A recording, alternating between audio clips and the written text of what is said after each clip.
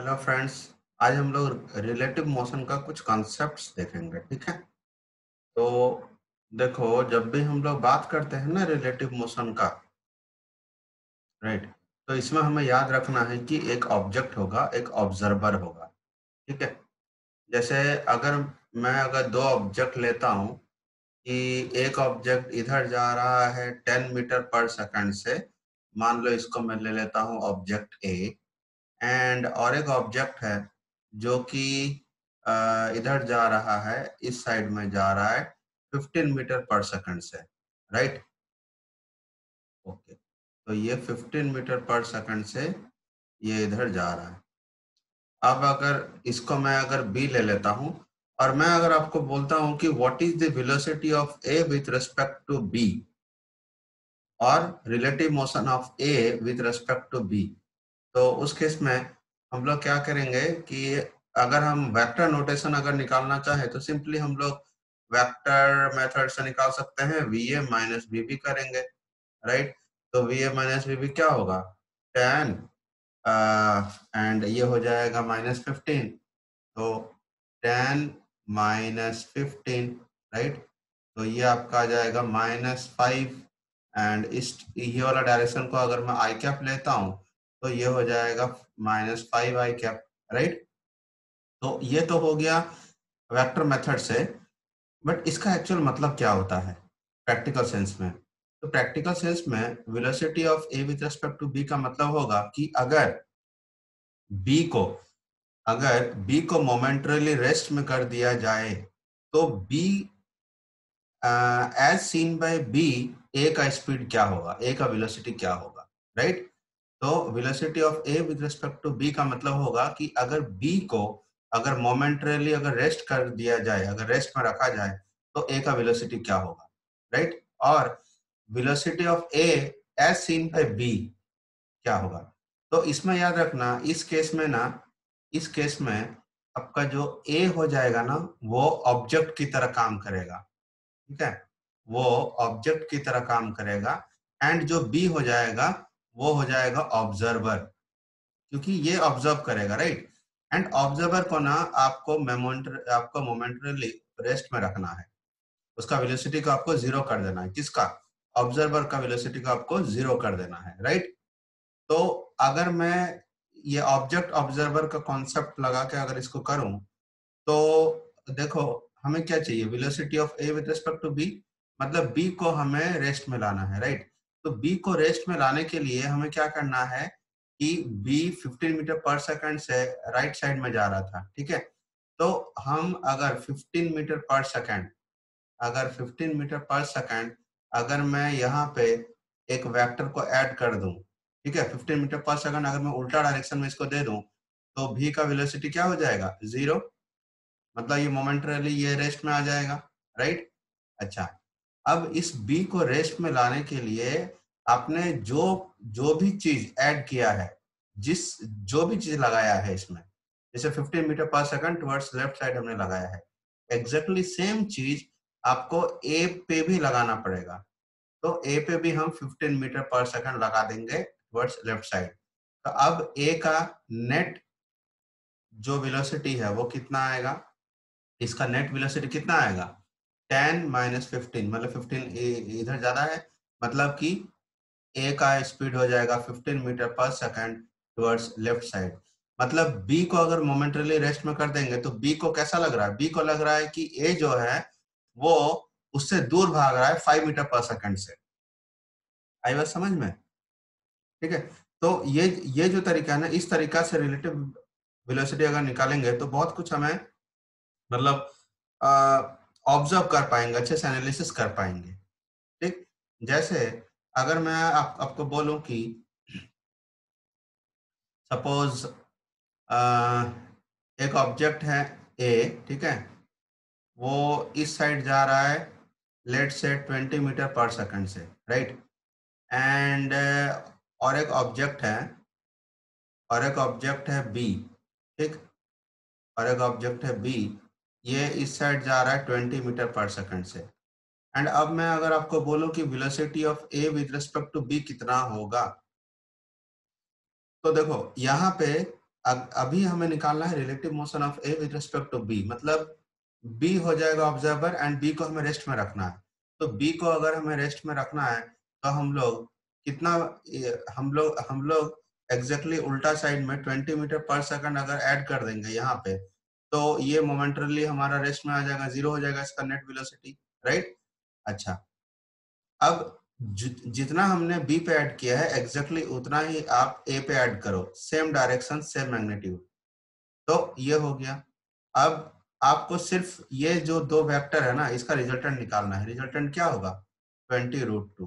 तो हम लिखेंगे 20√2 मीटर पर सेकंड, और डायरेक्शन भी हम आराम से निकाल सकते हैं, 45 degree along with original, along with horizontal.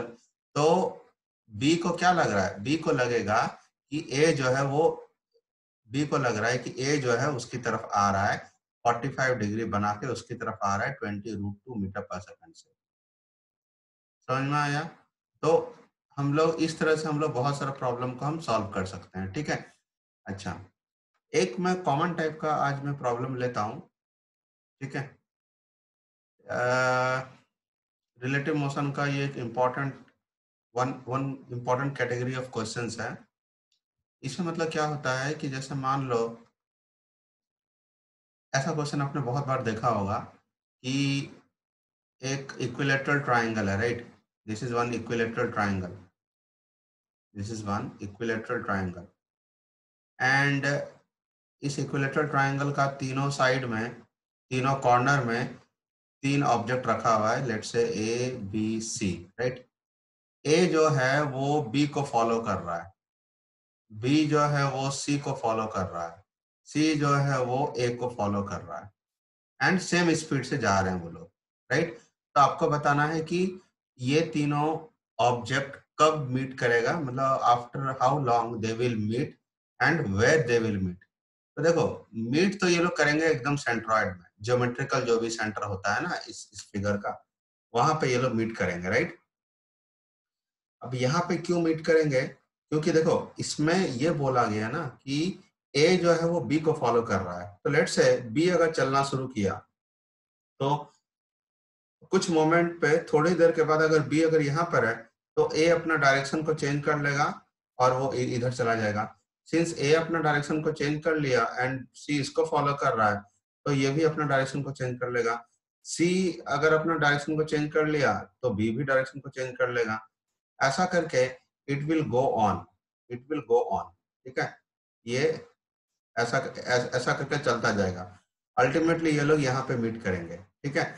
Basically अगर मैं इसका मोशन दिखाऊं ना कि इसका मोशन कैसा दिखेगा, इसका मोशन दिखेगा ऐसे, ये ए है, this is the B, this is C, इसका मोशन दिखेगा कुछ ऐसे।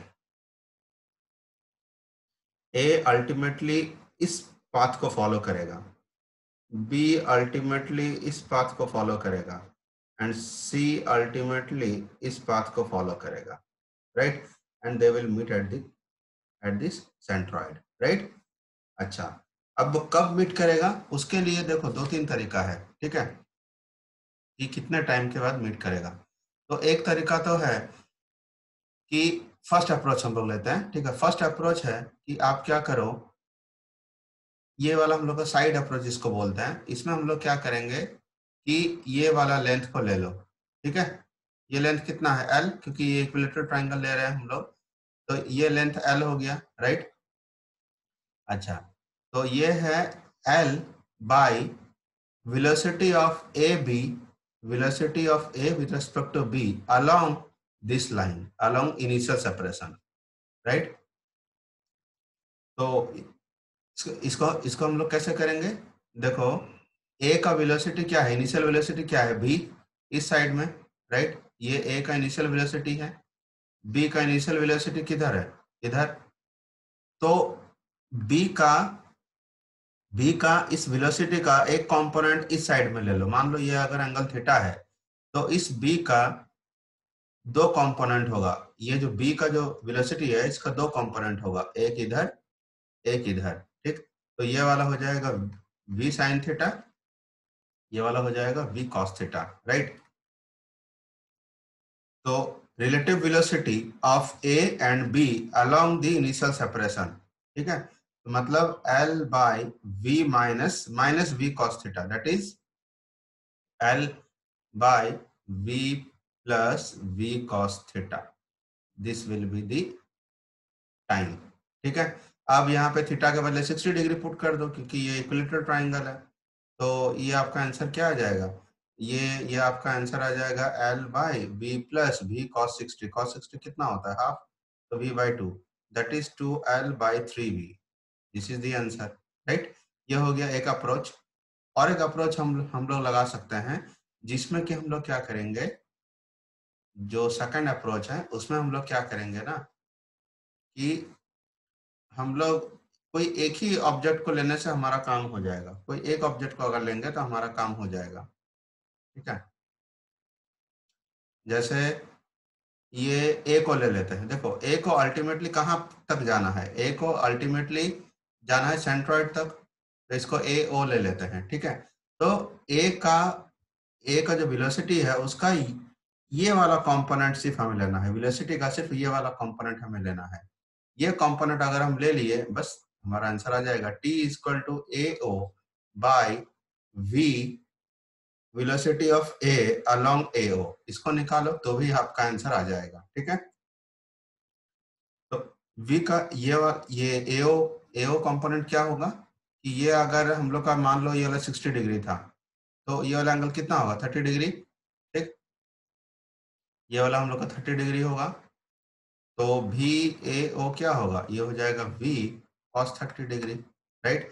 उस तरह से ए ओ निकाल लो एंड यहाँ पे v cos 30 डाल लो तो भी आपका आंसर आ जाएगा 12/3v, राइट। तो ये दो अप्रोच है जिससे कि बहुत इजी से इस टाइप का आंसर आप ला सकते हो।